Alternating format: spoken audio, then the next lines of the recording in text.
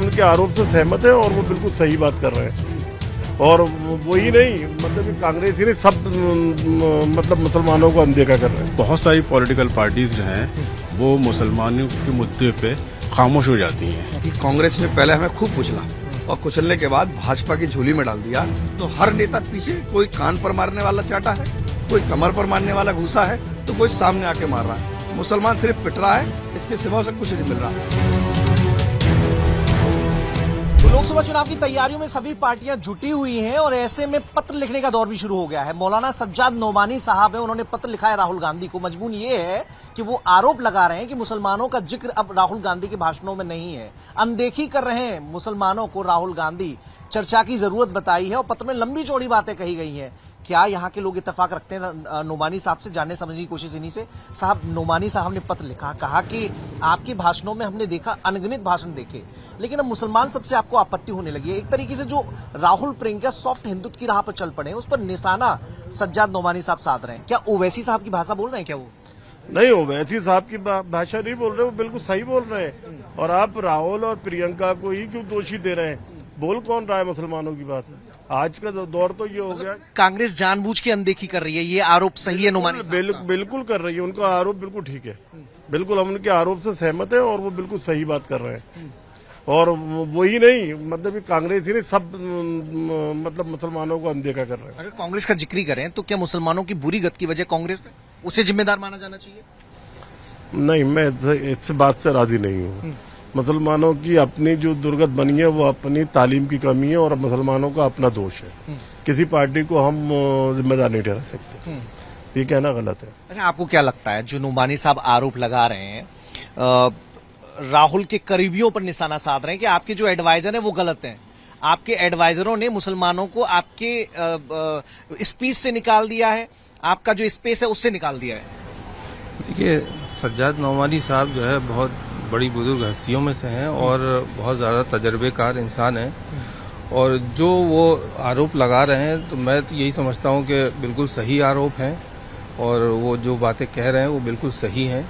क्योंकि मुसलमान को अब उन्होंने नहीं, राहुल गांधी प्रियंका ने नहीं, बल्कि हर पार्टी ने इग्नोर करना शुरू कर दिया है और हर पार्टी इग्नोर कर रही है। अच्छा, वजह भी हम देखते हैं कि सपा की लिस्ट आती है तो पहले कहाँ कितने नाम हुआ करते थे जो मुस्लिमों की नुमाइंदगी करते थे, अब तो लिस्ट में सीमित लोग हो गए हैं।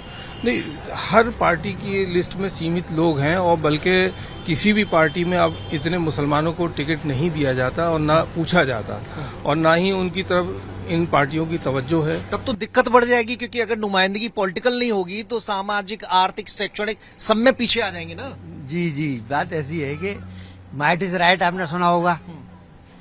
पब्लिक कितनी कर ले, कुछ भी कर ले, कितनी ताकत लगा ले, जब वैसा काम होता है ना, डीएम को मिनिस्टर या वो दे देगा एसएसपी को, ये होनी है, नहीं तो तुम्हें टर्मिनेशन हो जाएगा, तो फिर वही पार्टी जीतेगी। माइट इज राइट चल रही है।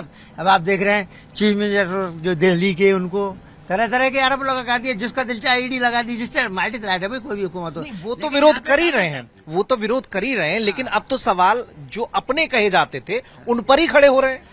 नहीं, बात ये है कि ये पॉलिटिकल मोहब्बत की दुकान राहुल गांधी लगा रहे हैं लेकिन उसमें मुसलमान नहीं है, ये आरोप है ना। ऐसा कुछ नहीं है, ऐसा कुछ नहीं है, लोग मुसलमान भी है, सब है, लेकिन पार्टी जो पॉलिटिक्स की बात है वो ये चाहते हैं, मुसलमान तो खासतौर से ये था कि बीजेपी हार जाए कैसे ही। मुसलमान ये जनरल चाहता है, मैं समझदार लोगों की नहीं कह रहा, लेकिन जनरल जो मुद्दा बोल रहे हैं, ये कैसा बीजेपी हारा है, कैसे किसे जिता दो, ये हरा रहा है तो उसको वोट दे दो। हाँ, या जो हरा जो दे दो, लेकिन ऐसा नहीं है, हर पार्टी में अच्छे काम भी है, बुरे काम भी है, दोनों तरह के होते हैं। नोमानी साहब की बात माने राहुल गांधी तो क्या मुसलमान कांग्रेस के साथ खड़ा हो जाएगा, जो पत्र की उनकी भाषा है? देखिए, नोमानी साहब जो हैं एक बहुत अच्छे आदमी हैं और जो भी बात करते हैं सोच समझ के करते हैं, लेकिन कांग्रेस पर कोई असर नहीं पड़ेगा। मुसलमान कांग्रेस को वोट देगा इस बार कांग्रेस को वोट देगा। सभा से उनका वो है, गठबंधन है, तो उसकी मजबूरी भी है और वोट अच्छा जाएगा। मतलब मजबूरी ज्यादा है कि वो जैसा रुख कांग्रेस का होना चाहिए वैसा नहीं है, लेकिन फिर भी हमारे पास ऑप्शन की कमी है।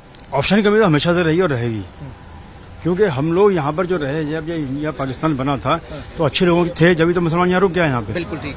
तो हमारे भाईचारा थे, उनसे हमारी भाईचारगी थी। भाई मौलाना जाकिर हुसैन साहब थे, जाकिर हुसैन साहब ने जो रोका यहाँ मुसलमानों को, तो अपने भाई उनके अच्छे ताल्लुकात थे उनको ना कर दिया पाकिस्तान में। हमारे बुजुर्ग जो रहे इसीलिए रहे यहाँ पे कि वो हिंदू भाइयों से हमारे अच्छे संबंध हैं। अच्छे संबंध है।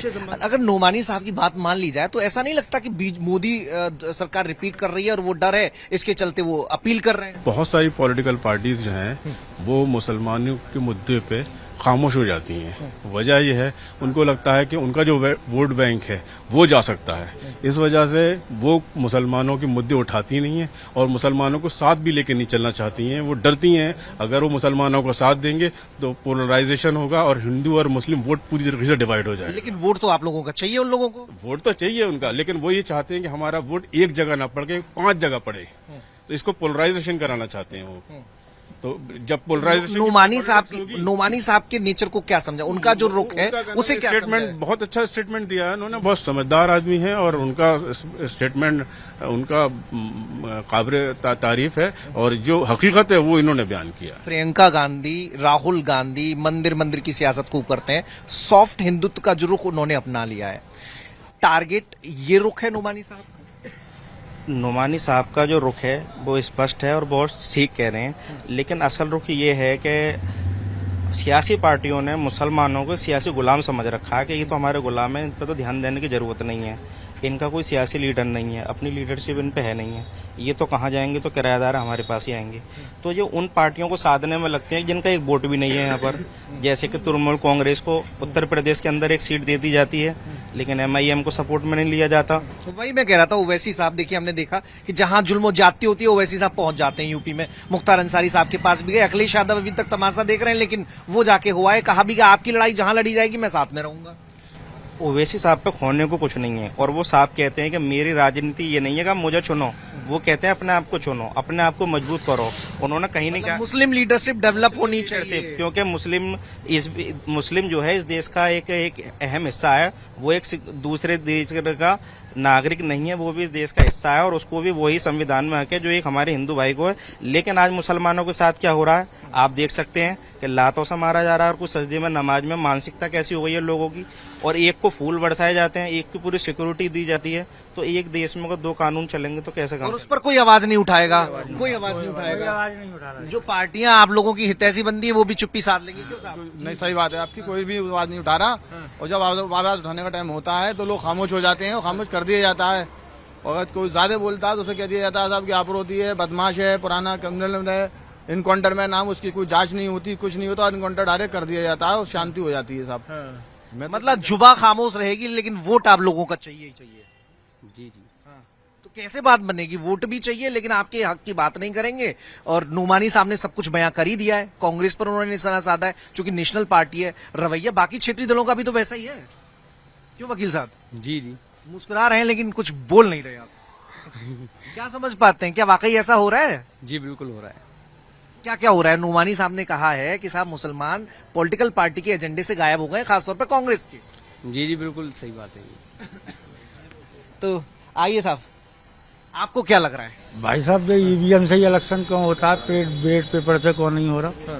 नहीं, अभी हम जो बात कर रहे हैं नोमानी साहब की बात कर रहे हैं कि उन्होंने मसले उठाए हैं, आपके तबके की नुमाइंदगी करते हैं और बड़े अच्छे लोगों में उनकी गिनती होती है। तो जब वो बात कहें तो मामला गंभीर हो जाता है। और वो बात ये कह रहे हैं कि राहुल गांधी और खासतौर पे कांग्रेस के एजेंडे में अब अल्पसंख्यक लोग नहीं है। जो राहुल गांधी न्याय यात्रा निकाल रहे हैं, मोहब्बत की दुकान खोल रहे हैं, उसमें मुसलमान नहीं है। उनकी दुकान में मुसलमान क्यों नहीं है, ये सवाल वो उठा रहे हैं। यहाँ मुसलमान, कांग्रेस और सपा का गठबंधन होगा।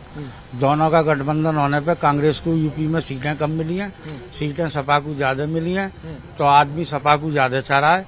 और कांग्रेस पे बराबर की सीटें होती तो जब मालूम पड़ती मुसलमान कांग्रेस को चाह रहा है या नहीं चाह रहा। चाह रहा है कि नहीं, आप बता दिए, खुल के बताइए ना। जब हमारे यहाँ से सीट ही नहीं है, चाह रहा है मुसलमान, कौन नहीं चाह रहा कांग्रेस को? मुसलमान तो भाजपा को हराना। सपा और कांग्रेस में वेटेज किसको दे देते हैं आप लोग? हैं? अब हमारे यहाँ से सपा लड़ रही है, हम तो सपा को ही देंगे। हमारे यहाँ से कांग्रेस आप बताइए जनाब। नोमानी साहब का पत्र आया, थोड़ा सा छाव में आ जाते हैं।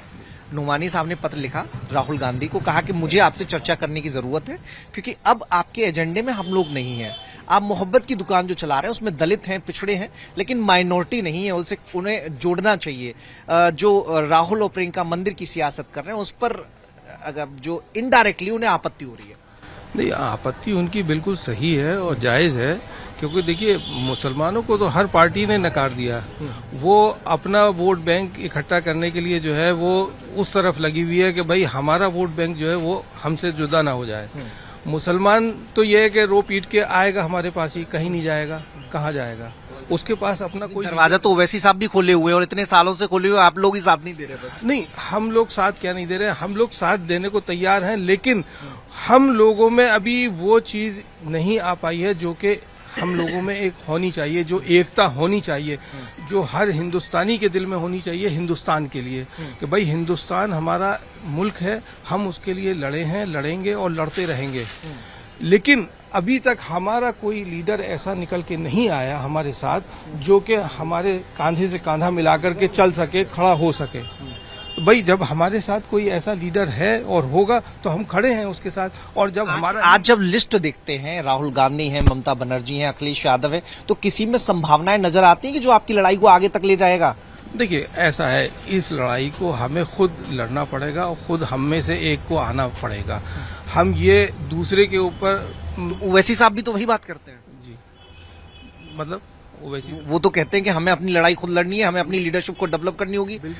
वो सही कहते हैं, बिल्कुल सही कहते हैं, उनका कहना बिल्कुल सही लेकिन है। उतना समर्थन उन्हें नहीं मिल पाता। इतना कहने के बावजूद भी लोग नकार देते हैं चुनावों में। नहीं, लोग नकार नहीं देते, लोगों को भटका दिया जाता है और हमारे वोट को डिवाइड कर दिया जाता है। वो जो एक जगह पढ़ना चाहिए वोट, वो हमारा 6 जगह डिवाइड कर देते हैं ताकि जो और पार्टियां हैं वो आगे निकल जाए। इस बार कैसी तस्वीर रहेगी? क्या कुछ समझदारी से वोटिंग होगी इस बार? देखिए वोटिंग इस बार समझदारी से होगी या नहीं होगी, लेकिन जब तक ईवीएम है उस वक्त तक आप कितनी भी समझदारी से वोटिंग कर लीजिए, कुछ नहीं होना हिंदुस्तान का, कुछ नहीं हो सकता। आज आप लोगों की जरूरत क्या है? आप लोगों को लगता है कि कुछ बतौर मुस्लिम आपकी अनदेखी हो रही है? पॉलिटिकल पार्टियां जो आपकी लड़ाई लड़ा करती थी उन्होंने भी सरेंडर कर दिया, हाथ खड़े कर दिए बदलती सियासत में?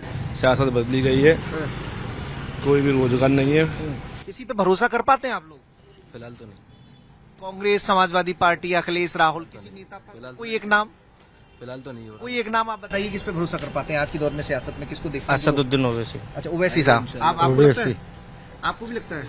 असदुद्दीन ओवैसी हाँ काफी हद तक रिलायबल है, लेकिन वैसा और कोई नेता ऐसा नहीं है जो हमारी बात कर सके। आप बताइए साहब। देखिए इस हालात देश में मुसलमानों की इस तरह है कि कांग्रेस ने पहले हमें खूब कुचला और कुचलने के बाद भाजपा की झोली में डाल दिया और आज भाजपा हमें कुचल रही है।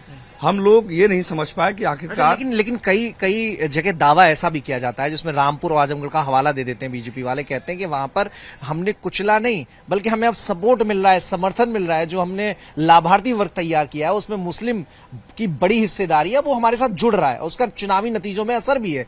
बूथ का हवाला दे देते हैं। आपका नेशनल चैनल है, आपके बताइए भाजपा ने उत्तर प्रदेश में किस विधानसभा से मुसलमान प्रत्याशी को टिकट दिया?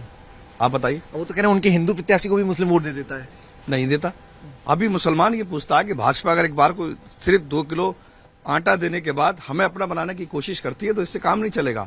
अगर मुसलमानों का दिल जीतना है तो उत्तर प्रदेश में एक तो ऐसी विधानसभा सीट से मुसलमान प्रत्याशी को उतार देते ताकि मुसलमान भाजपा के साथ खड़ा होता। वो दर्द है। आज अगर देश के नेताओं की कतार में देखें तो किसमें आपको लग रहा है कि ये हमारा हितैषी है, ये हमारी वाजिब जो मांग है उसको पूरा करेगा या हमारी लड़ाई लड़ेगा? मुसलमान युवाओं की अगर बात करें, मेरी बात करें, तो हर नेता पीछे कोई कान पर मारने वाला चाटा है, कोई कमर पर मारने वाला घुसा है, तो कोई सामने आके मार रहा है। मुसलमान सिर्फ पिट रहा है, इसके सिवा उसे कुछ नहीं मिल रहा। अगर मुसलमान मजदूर ना हो इस देश के अंदर, अपने हाथ का कारीगर ना हो, तो शायद भूखमरी कागार पर हो और जेलों में हो। तो समझ जाए समाजवादी पार्टी वाले और सचेत हो जाए कांग्रेस वाले, क्योंकि मुस्लिम अब जागरूक हो गया है। वो समझ गया है कि चाटा तो सब मारते हैं, कोई घुमा के मारता है और कोई सीधे मारता है। For more of such videos, do like, share and subscribe to ET Now Swadesh.